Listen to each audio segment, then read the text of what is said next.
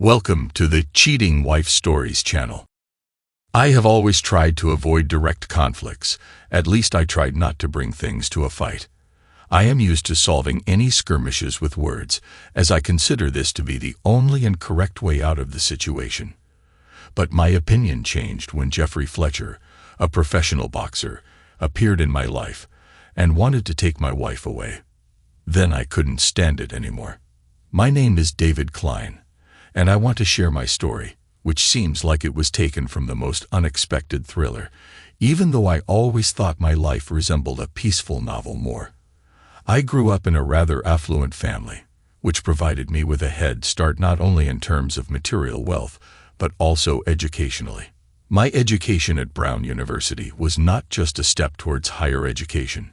It was a journey that taught me to appreciate knowledge, perseverance, and, of course, friendship. Since graduating from university, I have managed to build the career I always dreamed of. And now I can say that I earn enough to indulge myself in any desire. I owned a luxurious home and drove a 2021 Audi. I wasn't the kind to throw money around. I was very economical and tried to live modestly to avoid attracting the attention of envious eyes. My father taught me to live by this principle because he had a difficult childhood and never wanted me to face the same. However, my attitude towards money changed with the arrival of a woman. My wife Kelly entered my life like a whirlwind 2 years ago, filling it with bright colors. 3 weeks after we met, I proposed to her and introduced her to my parents. To put it mildly, my father was not thrilled. He thought I was rushing into things and that I could get seriously burned. But I always told him that I was a smart adult who could figure things out on my own, and eventually he backed off from us and allowed us to get married. Kelly was a very provocative woman. My expenses after the wedding multiplied. The amount I used to spend in a month was now gone in less than a week. But it didn't bother me.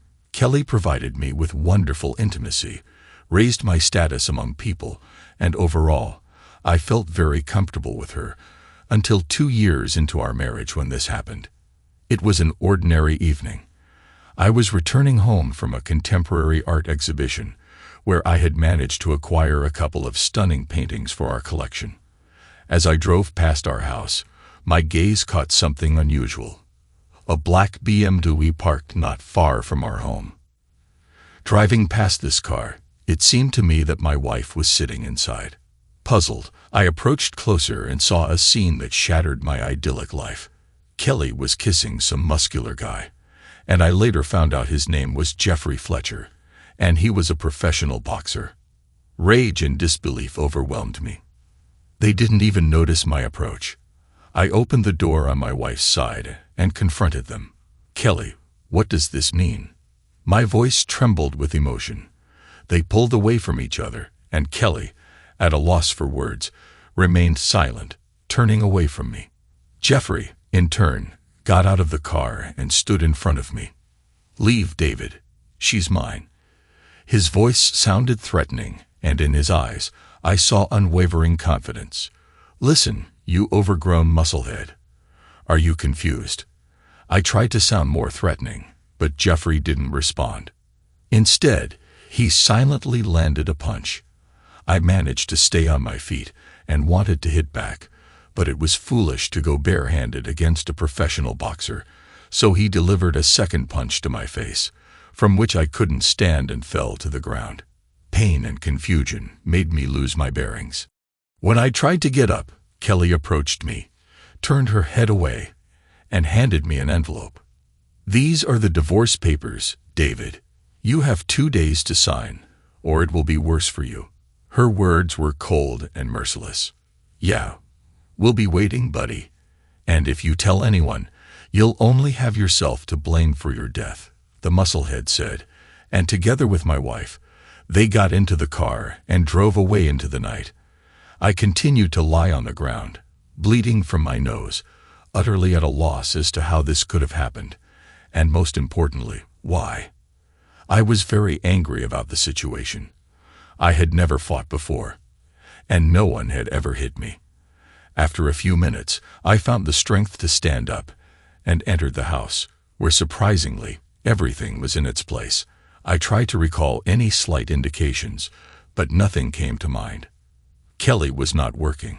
She went to the gym, had massages 3 times, played tennis, went swimming, and often met with her friends. I realized I was in deep trouble, but I wasn't going to give up that easily. The first thing I did was call Anthony, my childhood friend. My voice trembled as I began to speak. "Anthony, I need your help. Can you come over?" "Of course, David. I'll be there in half an hour," he replied, and I felt some relief knowing I wouldn't be alone with this problem. While my friend was on his way, I started to inspect the house and realized that of all the valuable things, Kelly had taken only her documents. Everything else was still in place. I also checked the safe. Kelly didn't know the safe's combination, but just to be sure, I decided to check. When Anthony arrived, I saw genuine concern in his eyes. We sat in the living room, and I began to tell him about everything that had happened 40 minutes ago. Each word was difficult for me to say, but I felt I had to get it off my chest. I came back home from the exhibition and saw them together in his car. They were kissing, Anthony. I barely held back my emotions, and then he beat me up. And Kelly, she just handed me the divorce papers. Anthony listened attentively, his face becoming more serious. "David, this is madness. That bastard needs to be punished," he said decisively. "I know, but how exactly?" "I don't want to go to the police," I confessed. "First things first, you need to protect yourself and your interests. Change the locks, block joint accounts, and consult a good lawyer. And maybe we should hire a private detective to find out what's really going on between her and this boxer. I think if a private detective can gather enough evidence, then your wife could be accused of marital infidelity, and you'll be in a much stronger position," Anthony suggested. I nodded in agreement.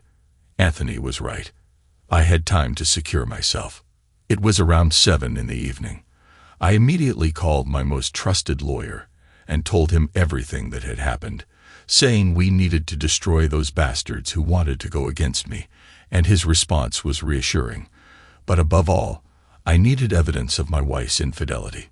I knew she was probably with her bodybuilder right now, so I asked my lawyer for the number of the best private detective. "I can take on this job, but you must understand that there's little time, and there's a lot to be done." The private detective didn't finish his sentence as I said, "I'll triple your fee." "I'll get started," he replied, and I felt a bit relaxed. It was already late, so I decided to deal with blocking the accounts tomorrow, and tonight I needed some moral rest. I had a truly wild morning. First, I called the banks and blocked all the joint accounts and cards that Kelly used, which belonged to me.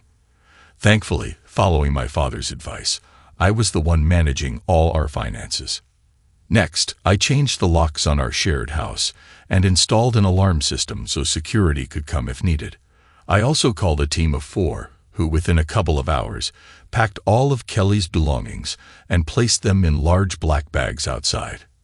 I managed to do all this in just half a day, and by evening I went to Anthony's place because I didn't want to stay home alone, and it felt unsafe. Staying with Anthony became my temporary refuge, a place where I could momentarily forget my troubles. In the evening, as Anthony and I were discussing what to do next, my phone suddenly rang. The screen showed Kelly's number. I hesitated before answering, but Anthony nodded, suggesting I pick it up. I pressed the answer button, and her voice filled the quiet room. "David, have you lost your mind? Why can't I get into the house? And what's with our accounts?" Her voice was angry and sharp. I sighed, trying to stay calm. "Kelly, after what happened, I couldn't just sit back, and those accounts were not ours, they were mine. Who earns the money? Do you want a war? You'll get one. I'll make you regret this." Her threats were so fierce that Anthony couldn't help but laugh. "Kelly, please, let's discuss this calmly. I really want to understand what happened between us." I tried to de-escalate the situation. "No, David, you've made your choice. Now let's see how you'll manage. I expect the documents by 6 o'clock tomorrow evening." She hung up, leaving me in complete astonishment. I felt bad because she was unwilling to have a conversation, and instead chose to be aggressive, as if I had ruined her life, even though she had everything a girl her age could dream of. 10 minutes later, a message from a private detective arrived on my phone. He sent me the first piece of evidence he had gathered over the past day, including a video of my wife and a muscular guy in a car, and over 15 photos of them kissing, hugging, and acting like a real couple. It was a shocking result. I was surprised they flaunted their relationship openly, as she could no longer expect any fortune from me. I couldn't help myself, and sent the photos to Kelly with a caption, "Still don't want to talk properly." Just a minute later, Kelly called me again, and this conversation turned out to be a real trial for me. "Do you think you can blackmail me and get away with it?" Her voice sounded so venomous over the phone that I immediately felt the tension. "Kelly, I don't want any hostility. I just want to talk to you and understand what our problem is." I tried to explain, but she interrupted me. "Talk. You blocked my cards and changed the locks. What about me? You're like a real rat spying on me. You're despicable and pathetic." Her voice was rising like a wave of anger ready to sweep everything in its path. "And what am I supposed to do when you send your oversized thug after me?" I didn't want this to escalate into a confrontation. I tried to stay calm, but my heart was pounding wildly. Confrontation. David, you haven't seen a real confrontation yet.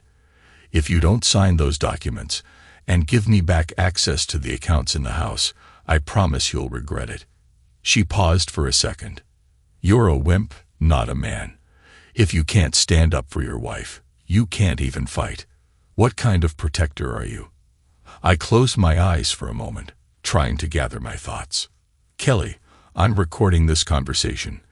All your threats will be passed on to my lawyer," I said, trying to sound confident.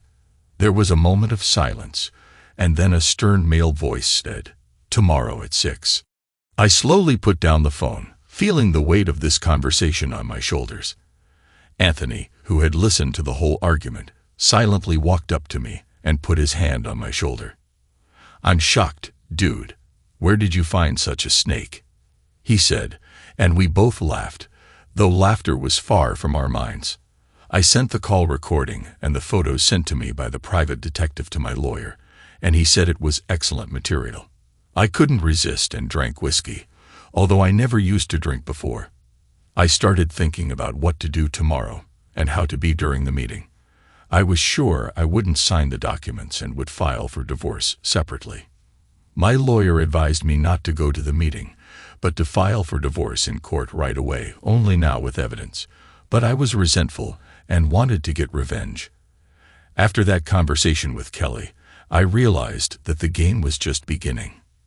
The next morning, I received a text message with the exact address. It was some neutral, deserted territory, which I was not comfortable with. Therefore, I suggested meeting at my house instead, and I received an agreement. I arrived at the location early, accompanied by 3 professional bodyguards whom Anthony had helped me find. They were big people in masks. I understood that my physical condition wouldn't instill fear, but 3 healthy men would certainly intimidate a boxer. We entered the house. My bodyguards hid in different corners of it. I turned off the alarm system and waited for Jeffrey and my wife. When Jeffrey arrived, I saw him carefully entering the house as if he was expecting some sort of trick, and he wasn't alone. 2 of his friends were standing outside. I was at the other end of the living room, and when he started to approach me, I yelled, "Stop. Let's keep our distance from each other." "David, what's wrong? Are you afraid of something?" he asked, continuing to move closer to me.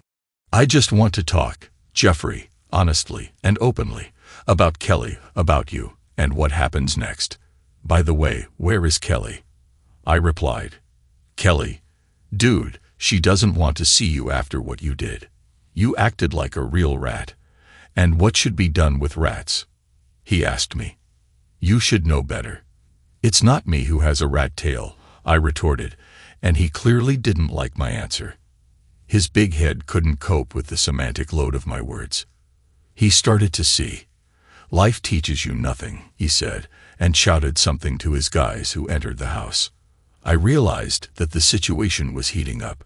"But we can part peacefully and forget each other if you give me the signed divorce papers and the original photos you sent to Kelly yesterday," he said. "Yes, no problem." I leaned down and slid him a folder with the documents across the floor. He picked it up, but on the divorce paper, in large letters across the page, the word loser was written. "Ah, you scoundrel," he said, and confidently approached me. I had already signaled, and 3 of my protectors appeared in the room from different sides. "You thought I was alone, huh?" I told him and ordered my bodyguards to properly teach these scoundrels a lesson. I didn't care about those 2 guys. I wanted Jeffrey to get what he deserved. Turns out he was much more cowardly because he was the first to tuck his rat tail and beg not to be touched, but it didn't help him. One of my bodyguards held Jeffrey, and in the meantime, I approached him, and with the phrase, "This is for daring to lay a hand on me," I hit him right in the face. "This is for hitting me a second time when I wasn't showing any aggression towards you." I struck him a second time. "This is for kissing my wife. This is for sleeping with my wife. This is for breaking into my house." I continued to beat him. He begged me to stop, but I felt no pity for him. Anger and resentment boiled inside me, accumulated over these past few days. I stopped and ordered that these 3 be loaded into a car and taken away to finish the matter. When my house was empty, I grabbed a mop and wiped the floor clean of the fight's traces, locked the door, and drove to my lawyer. I filed for divorce, attaching all the evidence of my wife's infidelity, including photos, video recordings, and voice recordings. I was determined not to back down and to see this through to the end. That evening, Kelly called me, her voice now calmer, wanting to have a proper conversation. I hung up, not wishing to speak with trash, and texted her that she had 2 days to completely remove her things from the house, or they would end up in the garbage. 2 days later, I learned that Jeffrey was in the hospital, in a bad condition, with injuries to his arms and legs, looking as if he had been riding a bike, and fell down a big hill. Officially, that was the case. I decided to visit my friend in the hospital to see how he was doing. I entered his room, and he flinched in fear. "Don't be afraid, I'm not going to finish you off," I said calmly. "Then what do you want?" he asked. "I just came to make sure our conflict is resolved." "Peace." I extended my hand, mocking him as both his arms were in casts. It was evident he was seething with anger, but he couldn't do anything against me. Due to his injuries and foolish behavior, Jeffrey had cut off his path to professional boxing, effectively ending his career since recovery from such injuries would take years of hard work, and even then, it wasn't guaranteed, but it was his choice, and I don't judge him. At least I didn't turn him over to the police, although I could have done that a long time ago. "Peace," he said, and I shook his cast-covered hand. "And one last thing. If I find out you're interacting with Kelly in any way, you won't be lying in a hospital bed, but in a wooden box deep underground. Maybe not even in a box," I said, and he just nodded in agreement. I left the hospital and headed to my home, which I was planning to sell. I had moved all my belongings out of it, and all that remained was waiting for the results of the legal process, which I was certain to win, and I had no doubts about it. Kelly continued her attempts to contact me, but I had no intention of communicating with her or interacting in any way. This person no longer existed for me. I was indifferent to her, understanding her motives and actions. She had started a relationship with me only for money, and I was blind. She found herself a new boyfriend because I was never of interest to her. She thought she could divorce me and take more than half of my assets, hoping I would let her go easily and give up what I had earned over many years. Remembering her threats and the audacious betrayal near our home, it becomes clear what kind of person she really is. Therefore, I even obtained a court order prohibiting Kelly from coming near me, as her threats were direct evidence that she could harm me. I didn't know what to expect from her. 2 months later, we officially divorced. Kelly was accused of marital infidelity, threatening my health and fraud, which resulted in her having to pay me compensation. Since the house was purchased before our marriage, she had no ownership of it. However, the car I had gifted her for our wedding anniversary had to be sold, and the proceeds were split in half, part of which she spent on her lawyer and my compensation. As a result of all this, Kelly was left with nothing. She expected to gain everything from our marriage, but if she had been a bit smarter, perhaps she could have succeeded. Instead, she only embarrassed herself and showcased her level of intellect.